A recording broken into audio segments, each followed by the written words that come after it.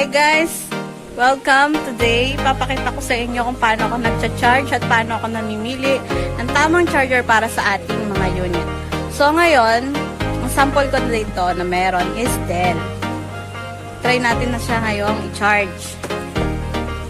So dito sa likod ng unit natin, makikita natin na meron dyang medyo malabo guys.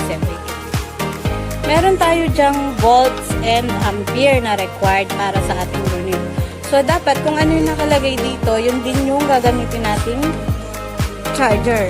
So, this one.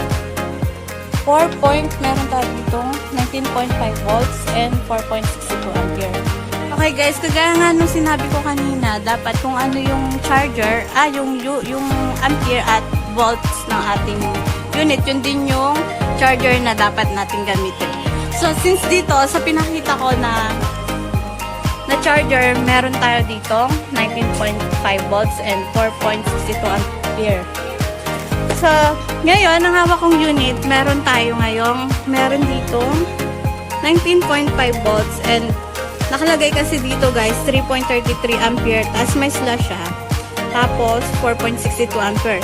It means, pwede siyang gamitin na itong charger na to, pwede mo siyang i-gamitin din dito. Kasi, ibig sabihin nun, may slash, pwede siya sa 4.62. Kahit alin dun sa dalawa, 3.34 or 4.62. So, ayan. Ngayon, papakita ko sa inyo kung paano tayo nagcha-charge. Yan guys, mag-start na tayong i-charge siya. Ngayon, kung nagagamitin tong power cord na nakakasama niya kasi meron na akong mga power cord na ready na dito. So, try na natin siya.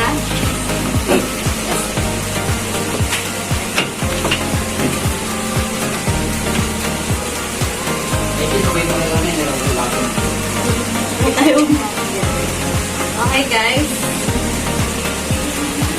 So, nakikita nyo tong ilaw na to, di ba? Ibig sabihin yan, gumagana yung charger natin. Open natin siya.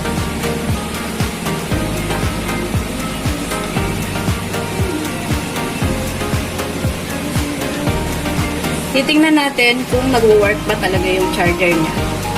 At kung compatible ba siya dun sa unit. So, yan. Nakikita nyo yan guys. Ito siya. Nakita nyo naman na gumagana siya. It means working yung ating charger.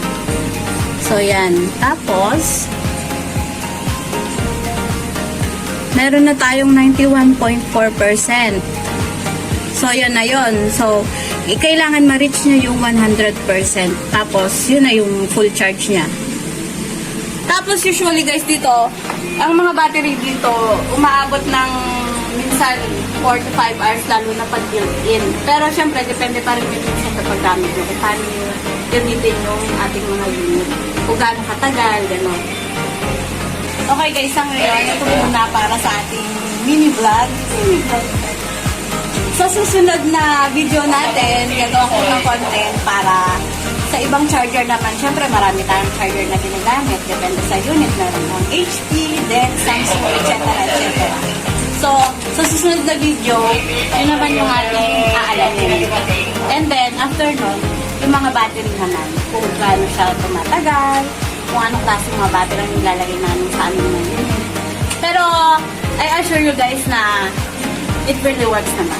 So, yun lang muna. Bye!